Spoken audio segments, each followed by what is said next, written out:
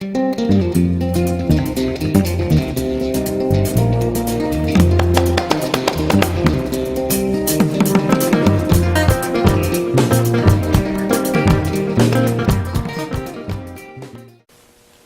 my name is Stanley Heller. Welcome to The Struggle. The Struggle is shown on 21 cable stations from Vermont to New York City and 24/7 on the internet at thestruggle.org. On the program today, an interview with Chris Townsend, the Political Action Director of the United Electrical Union. We talk about his union's support for single-payer health care, the abomination of the Baucus health care plan, and why his union supports anti-war actions. Then, after a short plug for the October 17th demonstration in Boston, we have a song, a beautiful song, written by Rich Siegel and David Lippman. It's called In Palestine. We start in New Haven, Connecticut. Chris, you're just getting to the end of your convention. What's the position of UE on health care? UE has for many decades supported single-payer reform of health care with the primary objective of removing the insurance companies and all of the malignant aspects of the insurance companies from the scene so that we've once and for all fixed the health care crisis. In the recent period, we have also been critical of the whole concept of the public option, but we've also laid down a series of markers through our democratic deliberations on what must be in a public option, if even that ends up being in the final package, which is yet to be seen. So that would include being affordable, being comprehensive, being not a mandatory insurance scheme, being something where people would have some control over their quality and choice of doctor, a provision that would prevent employers from just shedding their existing memberships into some sort of a indeterminate pot, so sort of a minimum yardstick. So we haven't by any means backed away from single payer, but recognizing that inside the Beltway it was never on the table, we felt like we needed to have a yardstick, a measurement of what would give us the ability to measure whether or not any final so-called public option, including plan, would be worthwhile or worthless or dangerous. I understand you had a health care rally a day or two ago? Yeah, we took part of our convention as we always do. We like to take the members out when we can and go out with the members and demonstrate and raise cane on behalf of some issue or in opposition to something going on. This time we felt that it would be perfectly appropriate, actually urgently necessary, to go on down to City Hall and have a demonstration to dramatize the need for single-payer health care, why it's meritorious and why it's superior in its content and in its applicability, the way it would work as compared to these other watered-down schemes. And it was quite spirited. We had a nice time on the street over in front of City Hall here in New Haven, and the members were fired up. Do you have members in Canada? UE had a freestanding district in Canada for many decades, and it was actually one of the very first U.S. unions, union subsections, I guess you would call it, or Canadian sections, that was autonomous. And a number of years ago, in 1990, I believe, on their own independent basis, merged with the Canadian Auto Workers. So we do have a kind of a remaining legacy in Canada, and that's one of the ways that we're familiar with how the Canadian system works, which is why we never had a great deal of problem, a great deal of controversy in terms of, understanding how it actually would work, given their example, and then therefore how it might conceivably work down here. Now today the Baucus plan, the Senator Baucus plan came out, and if it's not Obama's plan, it seems to be one that's acceptable to him. What does the union think about this plan?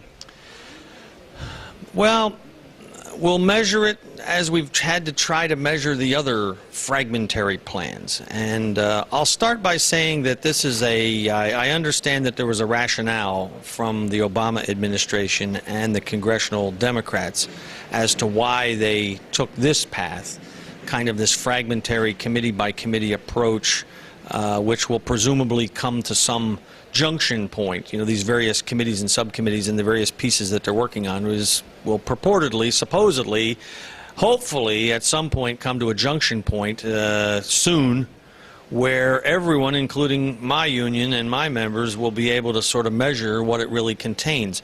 So the Baucus plan is a key portion of that, but I'm mystified and somewhat agitated, aggravated, as our members are, that this has been their chosen strategy, because as everyone's aware, this particular strategy, the way that it is played out, has essentially opened up the movement for health care to just an incredibly abusive attack, as everyone's aware of, and an outrageous and kind of a lopsided attack to what we're doing. And it was ill-conceived from the start, because it was difficult, as it is difficult today, for any of us who even want to be supportive on these plans to really know what is going to be in them. Now, I understand the Baucus plan has no public option at all. Yeah, well, my fast read here of the Baucus plan is it looks to me like the Baucus forces have labored mightily and brought forth an abomination. And potentially someone will try to spin that, I suppose, as something that we should be happy for. But I look at it and my first glance on it is that it just doesn't contain very much, and I'm drawn immediately to the crossing the Rubicon of the taxation of benefits, which is a deal breaker for us. It's nothing that needs to be done.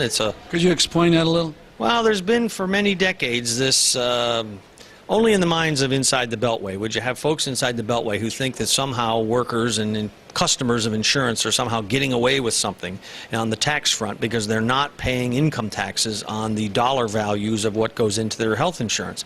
Now, this would never have been a problem if it weren't for the fact that the sheer size of the premiums that we're all forced to pay for health insurance have now grown to such enormous magnitude that the eye of some of the congressional forces is drawn to it as a potential source of tax revenue. Now, potentially there are people who have quote-unquote Cadillac plans. I would prefer to describe them as the Gold Edge or the Platinum Edge plans, perhaps for CEOs or incredibly rich, the Bernie Madoffs of the world and so forth. Perhaps they have health insurance plans that might be taxable. But we're not talking about a large number. When you look at the threshold numbers that may be kicked around in terms of what the value of the plan is that an ordinary worker or even a well-to-do middle-class worker would have to pay taxes on, the value of their plan, it's a deal breaker. It's insane that we would have to have this even enter into the discussion. And frankly, this entire issue is dragged into the issue either by well-intended or misguided Democrats or by Republicans who see it as a way to sink the ship. And I think that this entire question of taxation of benefits is something that we will rue the day was ever included in this particular debate. You use the word deal breaker. Is it possible that the Obama administration would come up with a health care reform that your union would oppose? The fact that there's always been a theoretical possibility that our union and many others, I would presume, or other forces, community groups, just individual people, the fact that it's always been a hypothetical possibility that we would have a plan that in the end was so inferior or potentially even destructive that we might have to oppose it has always been on the table. We've never taken it off the table. We're not going to take it off the table because, frankly, we're entitled to be skeptical.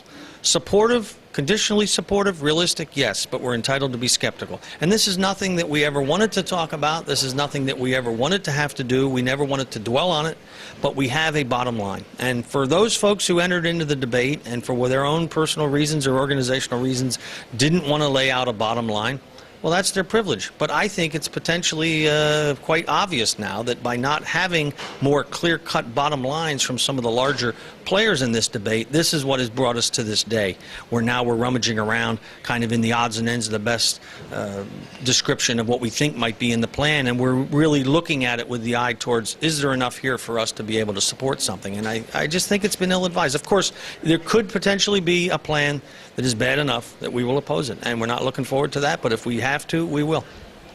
I want to get into two other aspects. I understand that Congresswoman Rosa DeLauro spoke, and when she talked about her opposition or her vote against invading Iraq, there was considerable support. Does the union get involved in issues like Iraq? Oh, yeah. Our union, I think, not exactly sure, but I'd say we were probably in the very beginning, first wave of organizations that opposed the Iraq war. My memory serves me right, this union first promulgated an anti-war, an anti-Iraq war resolution and discussion at our 2001 convention, which took place the week after 9/11.